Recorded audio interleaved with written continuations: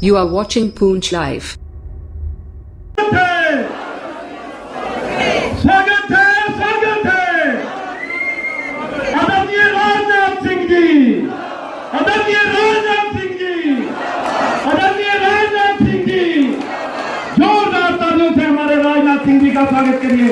जोरदार तालियों से स्वागत किया जाए।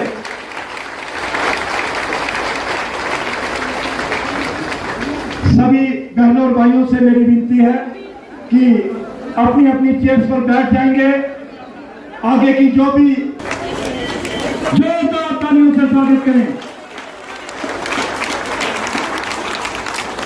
Bharatiya Janata party, Bharatiya Janata party. अब मैं यहां मौजूद मेरे सभी सम्मानित बहनों एवं भाइयों और मेरे सम्मानित बुजुर्गों, बहुत ही गर्मजोशी के साथ आप लोगों ने हम लोगों का स्वागत किया है, बहुत ही गर्मजोशी के साथ किया है। लेकिन मैं जानता हूं भारत की परंपरा है और शिष्टाचार का तकाजा भी है, स्वागत, अभिनंदन और सलाम दुआ कभी एक तरफा नहीं होना चाहिए। इसलिए मैं भी अपनी तरफ से अपना शीश झुकाकर आप सभी का हार्दिक अभिनंदन करता हूं, आप सभी का स्वागत करता हूं। आज मैं बोलते हुए अपने कैंडिडेट चौधरी साहब को सुन रहा था। बहनों भाइयों, मैं यकीन दिलाना चाहता हूं, लंबे समय से भारत की पॉलिटिक्स में मैं हूं, लगभग मोर देन 35 ईयर से मैं या तो असेंबली में रहा हूं अथवा पार्लियामेंट में रहा हूं। मैं दावे के साथ कह सकता हूं कि आपने अपने इस कैंडिडेट को इलेक्ट करके यदि यहां की विधानसभा में भेज दिया तो आपकी समस्याओं को, आपकी प्रॉब्लम्स को प्रभावी तरीके से आवाज देने का काम करेंगे तो हमारे कैंडिडेट मिस्टर चौधरी करेंगे।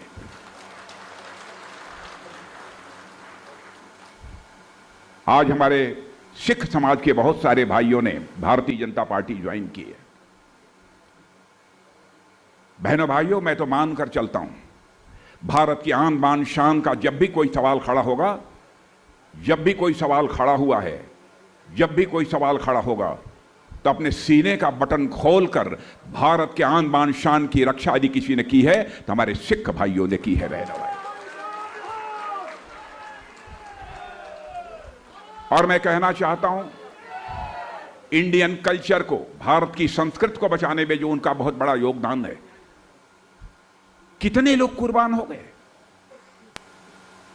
उस सिख समाज के कंट्रीब्यूशन को यह देश कभी भूल नहीं सकता है। अब बैठ जाओ चौधरी साहब, कोई बात नहीं, बैठ जाओ, बैठिए बैठिए, कोई बात नहीं, अब बैठिए बैठिए, जनता जिता रही है आपको।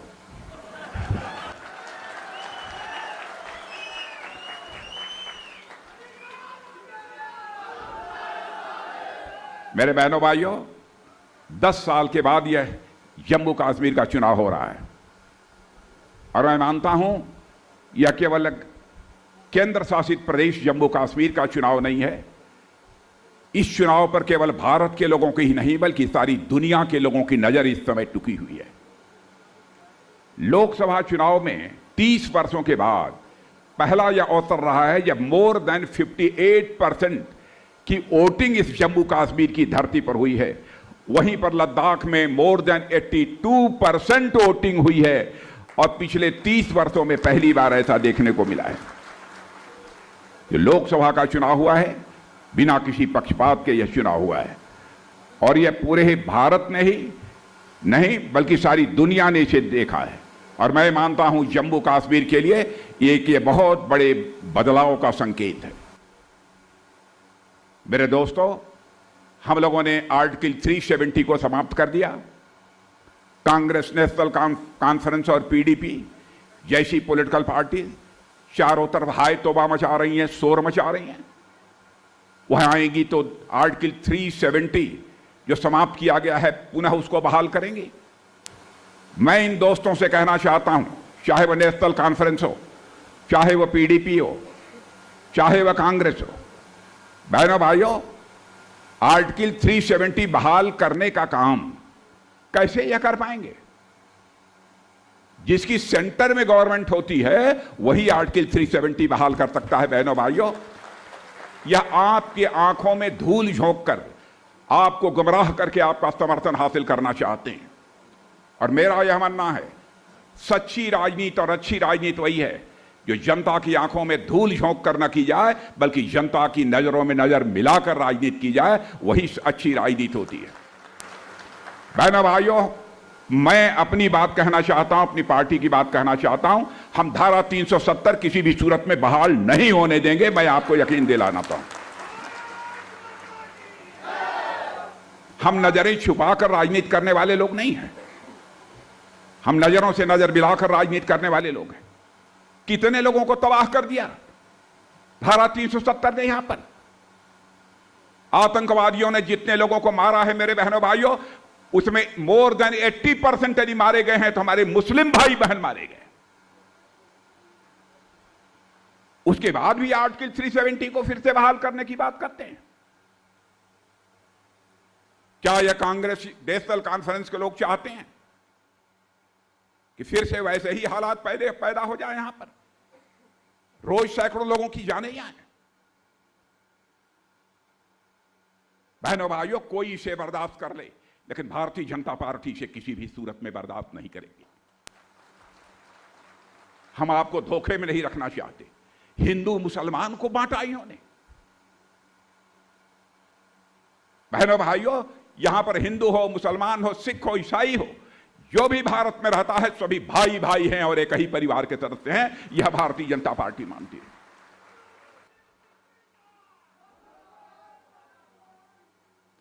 हिंदू और मुस्लिम में तफरका पैदा करने का काम भारत की राजनीति में यदि किसी ने किया है तो कांग्रेस ने किया है, केवल वोट हासिल करने के लिए, केवल सरकार बनाने के लिए। मेरे बहनों भाइयों, मैं कहना चाहता हूं, राजनीति केवल सरकार बनाने के लिए नहीं की जानी चाहिए।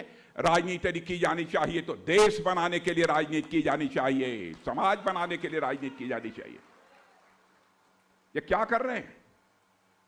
हमारे पाकिस्तान से जो हमारे शरणार्थी भाई थे, आए थे, बहुत सारे सब मुस्लिम थे। उनको वोट, राइट टू वोट नहीं था, वोट देने का अधिकार नहीं था। वाल्मीकि समाज के लोग और सफाई कर्मियों को, इनको वोट डालने का अधिकार नहीं था। बहनों भाइयों, ये सारा अधिकार हम लोगों ने आर्टिकल 370 समाप्त करके दे दिया है। वह भी इंसान है। इंसान और इंसान के बीच भेदभाव क्यों होना चाहिए? केवल इंसान और इंसान को लड़ाकर ये सरकार बनाना चाहते हैं। शेड्यूल्ड ट्राइब के लोगों को इन लोगों ने क्या क्या नहीं किया है।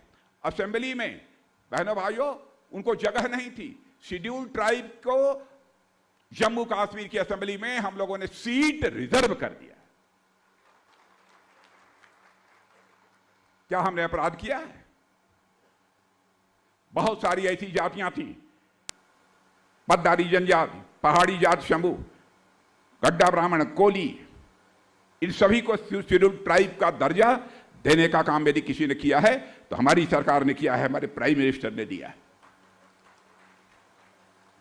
और मैं कहना चाहता हूं, आर्टिकल 370 के कारण बहनों भाइयों हमारा जम्मू कश्मीर बहुत ही पीछे छूट गया।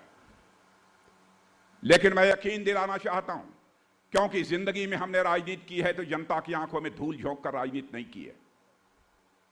मैं यकीन आपको दिलाना चाहता हूं मेरे बहनों भाई, आप देख लेना 10 वर्षों के अंदर यदि एक बार भारतीय जनता पार्टी की जम्मू कश्मीर में सरकार बना दो, इस हिंदुस्तान का सबसे डेवलप्ड स्टेट यदि कोई होगा तो आपका जम्मू कश्मीर होगा मेरे बहनों भाई। भारत का संविधान यहां लेटर एंड स्पिरिट में लागू नहीं होता था। धारा 370 समाप्त करने के बाद वह लेटर एंड स्पिरिट में अब यहां पर लागू होगा। लाल चौक पर भारत का तिरंगा झंडा नहीं लहराता था। मैं पूछना चाहता हूं, ईमान से यदि कोई कहे अपने कलेजे पर हाथ रखकर, जो राज्य भारत का हिस्सा है क्या वहां पर भारत का तिरंगा नहीं लहराना चाहिए? मैं आपसे पूछना चाहता हूं पीछे के लोगों से, क्या यह इंसाफ नहीं है कि वहां भारत का तिरंगा लहराना चाहिए? लेकिन बहनों भाइयों, आज किसी ने मां का दूध नहीं पिया है कि लाल चौक पर भारत का तिरंगा झंडा फहराने से हमको कोई रोक दे। बहनों भाइयों, किसी ने मां का दूध नहीं पिया।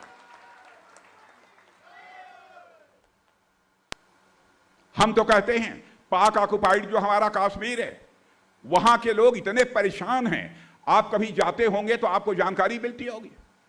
अब वहां के लोग यह सोचते हैं, जम्मू कश्मीर में जिस तरीके से धीरे धीरे परिवर्तन प्रारंभ हुआ है, सारा हिंदुस्तान में जिस तरीके से परिवर्तन हो रहा है मोदी जी के नेतृत्व में, और हमारा देश आगे बढ़ रहा है, अब वो लोग ये सोचने लगे हैं कि अब हमको अधिकृत जम्मू कश्मीर के रूप में नहीं रहना है, बल्कि हमको भारत में यदि मिला दिया जाए तो हमारी खुशहाली बढ़ जाएगी। हमने कभी नहीं सोचा कि वहां के रहने वाले लोग मुसलमान हैं, कौन हैं, हम उनको नहीं लेंगे। यह सोच सकता है यदि कोई, तो कांग्रेस सोच सकती है, नेशनल कॉन्फ्रेंस सोच सकती है, पीडीपी सोच सकती है। ये कैसे गुमराह करते हैं आपको।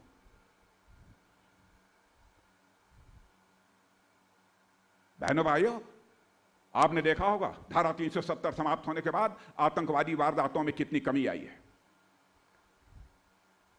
और मैं यकीन दिलाना चाहता हूं अब हमारा जम्मू कश्मीर टेररिज्म के लिए नहीं जाना जाता है दुनिया में, बल्कि टूरिज्म के लिए जाना जाता है। मेरे बहन भाई, टूरिज्म के लिए जाना जाता है। बहुत सारी समस्याएं हैं, और हमारे यहां के कैंडिडेट चौधरी साहब ने भी बहुत सारी मांगे हमारे सामने रखी हैं। मैं उनको बतलाना चाहता हूं, आप एक बार चुनाव हो जाने के बाद एक डेलीगेशन लेकर मुझसे मिलिए। नाम जो लिखा था कहां है? चलो, मैं कहना चाहूंगा चौधरी साहब को कि आप एक डेलीगेशन लेकर मिलिए, और मैं वहीं पर जो भी संबंधित मंत्री होगा, जो भी संबंधित अधिकारी होगा, आपके सामने मैं टेलीफोन मिलाकर उनको मैं कहूंगा कि इस संबंध में जल्द से जल्द कार्रवाई की जानी चाहिए।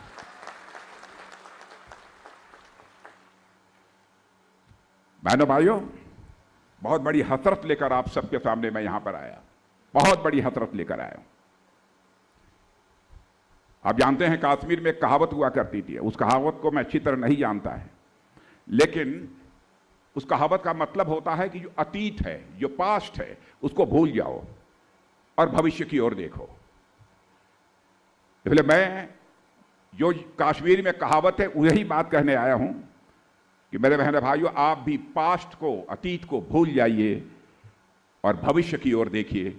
और यकीन दिलाना चाहता हूं, आपका भविष्य उज्जवल है, आपका भविष्य चमक कर रहेगा, दुनिया की कोई ताकत रोक नहीं सकती। क्योंकि मैं जानता हूं जम्मू कश्मीर के जो हमारे भाई बहन हैं, उनकी सोच, उनकी कल्चर, उनकी संस्कृति और उनके स्वभाव में ही आगे देखना और आगे बढ़ना यह बराबर रहा है। और यह देश की आजादी के बाद कुछ ऐसे फैसले किए गए मेरे बहनों भाइयों, उस फैसलों का यह नतीजा हुआ कि जो धरती का जन्नत जिस जम्मू कश्मीर को कहा जाता था, वह अतीत के बवंडर में फंस कर रह गया। मेरे बहनों भाइयों, उस बवंडर से हमको निकालना है। आगे की सोचने वाला, लगातार आगे बढ़ने वाला, जम्मू कश्मीर को लंबे समय तक इन हुक्मरानों ने सदैव ये पीछे रखा है, और इस जम्मू कश्मीर को हिंदू मुसलमान की सियासी बाढ़ में बांटने वाले यह कैसे भूल जाते हैं कि यह धरती जिस पर शंकराचार्य जी 1000 साल पहले नंगे पांव आए थे, यह वही जगह है जहां एक पर्वत है, मखदूम साहब की जियारत है। यह वह धरती है। इतना ही नहीं, बल्कि इसी हरि पर्वत पर माता शारिका देवी जी का भी वास करती हैं, और इसी पर्वत पर छठी पातशाही भी है। बहनों भाइयों, कैसे भूल जाते हैं लोग।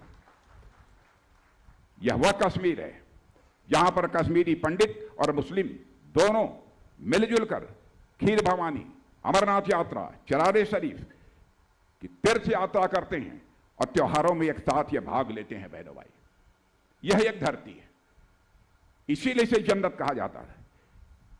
लेकिन सियासी हुक्मरानों ने इसे तबाह कर दिया, इसे बर्बाद कर दिया।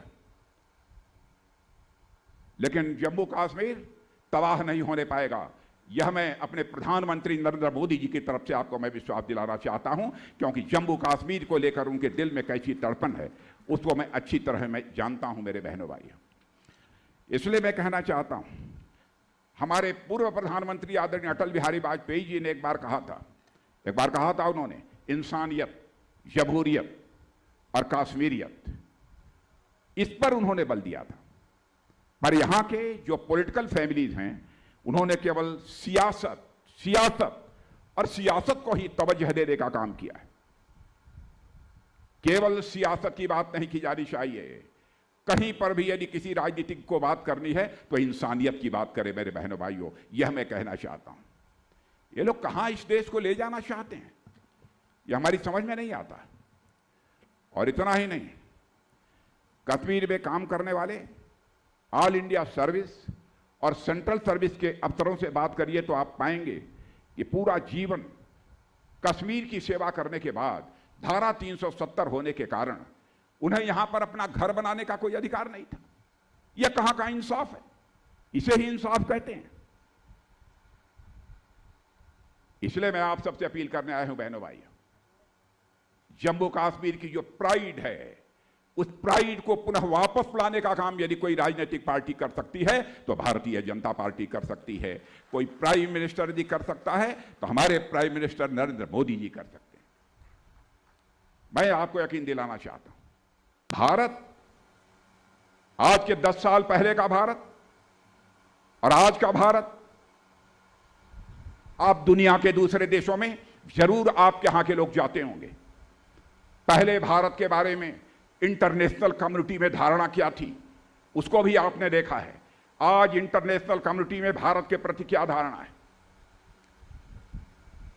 बहनों भाइयों, आज इंटरनेशनल कम्युनिटी में भारत का स्टेचर, भारत का कद ऊंचा हुआ है। पहले भारत इंटरनेशनल फोरम पर कुछ बोलता था तो भारत की बातों को कोई सीरियसली नहीं सुनता था, लेकिन आज यदि इंटरनेशनल फोरम पर भारत कुछ बोलता है तो सारी दुनिया कान खोलकर सुनती है कि भारत बोल क्या रहा है। यह भारत की हैसियत बनी है। कांग्रेस के समय ऐसा क्यों नहीं हुआ?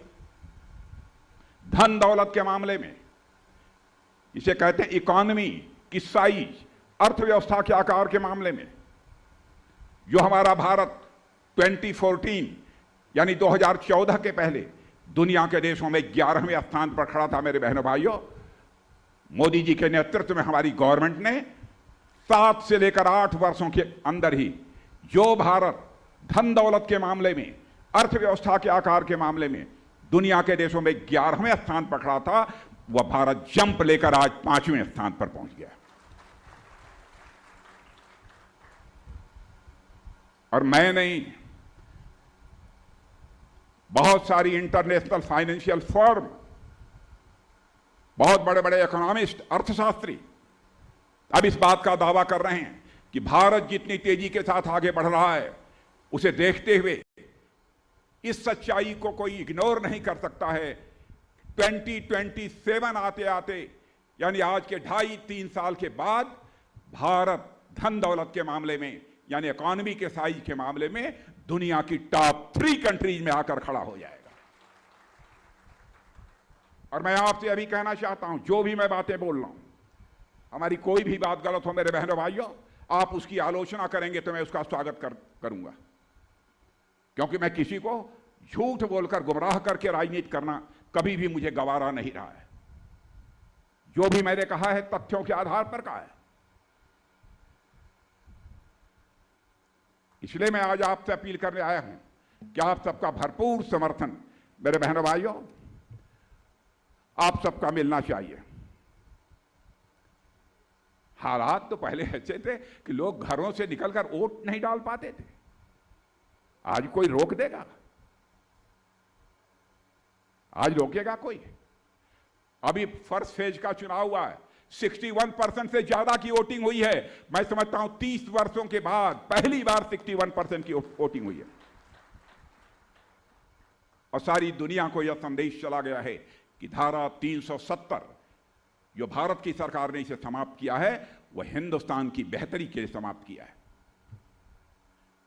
जम्मू कश्मीर घाटी की जनता ने, मैं उनका अभिनंदन करना चाहता हूं, जम्मू कश्मीर की जनता का मैं स्वागत करना चाहता हूं। यहां की जनता ने जमहूरियत का इकबाल बुलंद किया है मेरे बहनों भाइयों, जमहूरियत का इकबाल बुलंद किया है। इसलिए मैं अपनी तरफ से भी आप सबका मैं इस्तकबाल करता हूं। जम्मू कश्मीर में इस तरीके से जमहूरियत का परचम लहराते हुए देखकर पाकिस्तान के पेट में दर्द शुरू हो गया है। बहनों भाइयों, पाकिस्तान से हम लोग नहीं चाहते कि पाकिस्तान से भी हमारी कोई दुश्मनी हो। हर पड़ोसी के साथ हम अपने रिश्ते बना करना चाहते हैं, लेकिन पाकिस्तान की इंटरनल प्रॉब्लम्स हैं, उससे लोगों का अटेंशन डाइवर्ट करने के लिए, ध्यान हटाने के लिए बराबर वो भारत के खिलाफ कुछ न कुछ नापाक हरकतें करता रहता है। और आप जानते हैं कि पाकिस्तान के defence minister mister Khawaja Asif ने सीमा पार से कहा है पाकिस्तान से कि कांग्रेस और उसकी सहयोगी नेशनल कॉन्फ्रेंस जम्मू और कश्मीर में आर्टिकल 370 की बहाली करेंगे। बताइए, भारत के चुनाव में पाकिस्तान को हस्तक्षेप करने का, इसमें इंटरवीन करने का अधिकार किसने दे दिया उनको?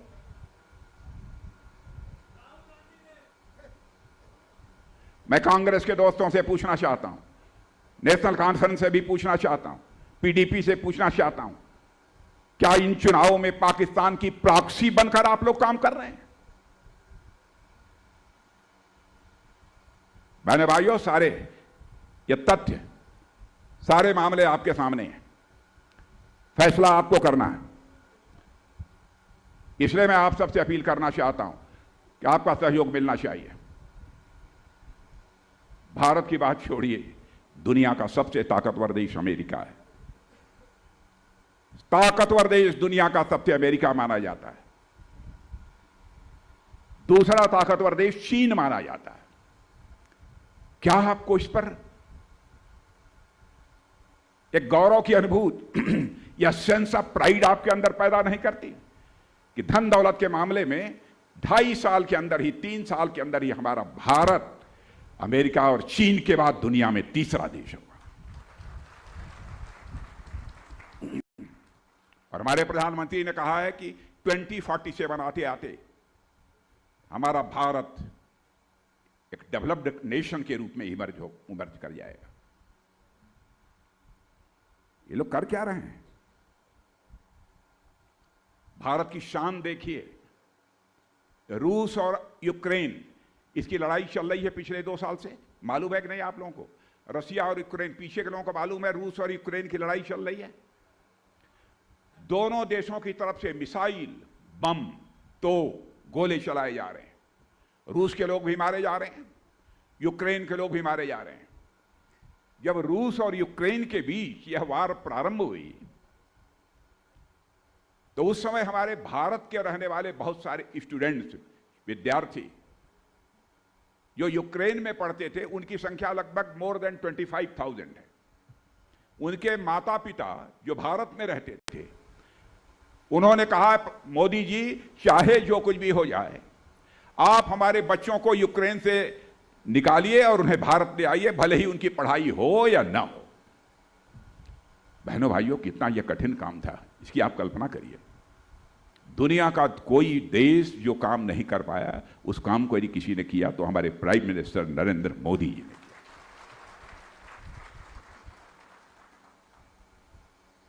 उन्होंने टेलीफोन उठाया, रूस के राष्ट्रपति मिस्टर पुतिन से बात की और साथ ही यूक्रेन के राष्ट्रपति मिस्टर जेलेंस्की से बात की। और भारत की शान देखिए मेरे बहनों भाइयों, 4.5 घंटे के लिए युद्ध रुक गया और हमारे 22,000 से अधिक बच्चे यूक्रेन से चलकर भारत आ गए। यह है भारत, यह है भारत। इसलिए हम आपसे वोट मांगने के लिए यहां पर आए हैं मेरे बहनों भाई। इसलिए हम आपका समर्थन चाहते हैं। प्रॉब्लम्स बहुत हैं। मैं इसके पहले डिफेंस मिनिस्टर रहने के पहले भारत का गृह मंत्री था, होम मिनिस्टर था। और मैं बतलाऊं, मैं कश्मीर गया वहां मुझे जानकारी मिली कि मुस्लिम कम्युनिटी के हमारे कुछ छोटे छोटे बच्चे 9 साल, 10 साल, 11 साल, 12 साल स्टोन पेल्टिंग में उनके खिलाफ FIR दर्ज है और लोग जेल भेजे जा रहे हैं। बहनों भाइयों, पूरा जम्मू कश्मीर इस बात का साक्षी है। मैंने उस समय आदेश दिया था कि इन बच्चों का गुनाह नहीं है, बल्कि इन बच्चों को गुमराह किया गया है, इसलिए बच्चों के सारे केसेस विड्रॉ कर लिए जाने चाहिए। यह काम इसी जम्मू कश्मीर में किया। बराबर डिवाइड एंड रूल की पॉलिसी इन लोगों ने अडॉप्ट की है।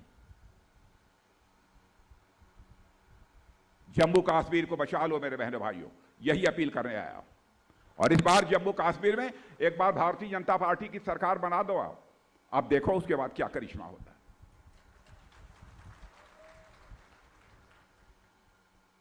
नेता आते हैं, तरह तरह की बातें करके गुमराह करके चले जाते हैं। नेता वह है जिसके दामन पर लंबे राजनीतिक जीवन के बावजूद कोई एक दाग भी न लगी है।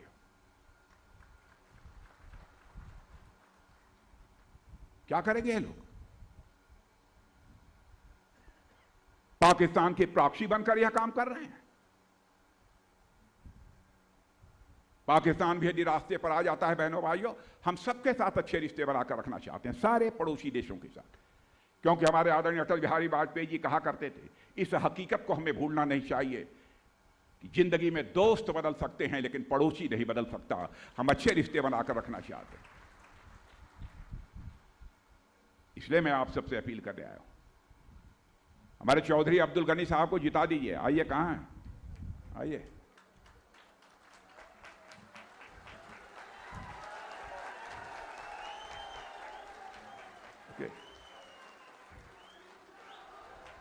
और मैं बतलाऊं आपको, चौधरी अब्दुल गनी खान जब बोल रहे थे तो नीचे से लेकर ऊपर तक मैं इनको देख रहा था। ऊपर वाले ने बनाया भी खूब है।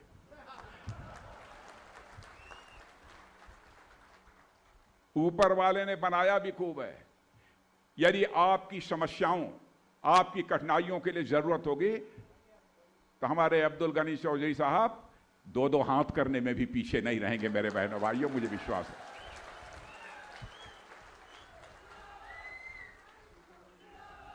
और फिर से मैं अपनी बात कहना चाहता हूं कि अब्दुल गनी जी, आप लेकर आइए समस्याएं।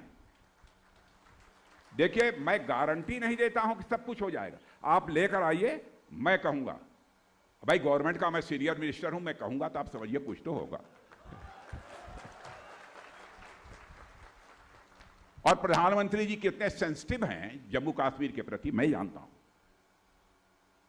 बहनों भाइयों, जम्मू कश्मीर के विकास के लिए हमारे प्राइम मिनिस्टर ने कभी खजाने की चिंता नहीं की है। और मैं यकीन दिलाना चाहता हूं पूरे जम्मू कश्मीर के मेरे बहनों भाइयों को, जम्मू कश्मीर में खुशहाली लाने के लिए, जम्मू कश्मीर को फिर से जन्नत बनाने के लिए जो भी खर्च करना होगा हमारी सरकार खर्च करेगी, मैं आपको यकीन दिलाता हूं।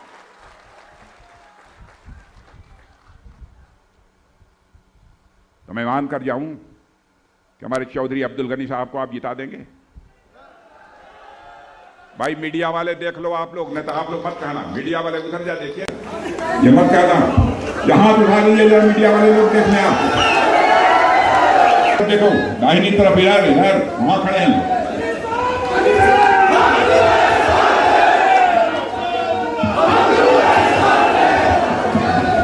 आप यदि कहिए चौधरी अब्दुल गनी साहब से मैं एक वादा करा दूं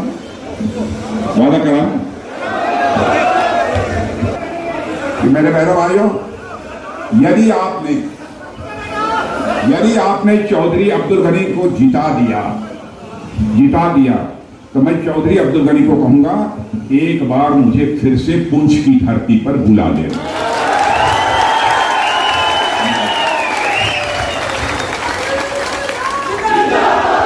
और मैं यह भी कहना चाहता हूं, चौधरी अब्दुल गनी के जीतने के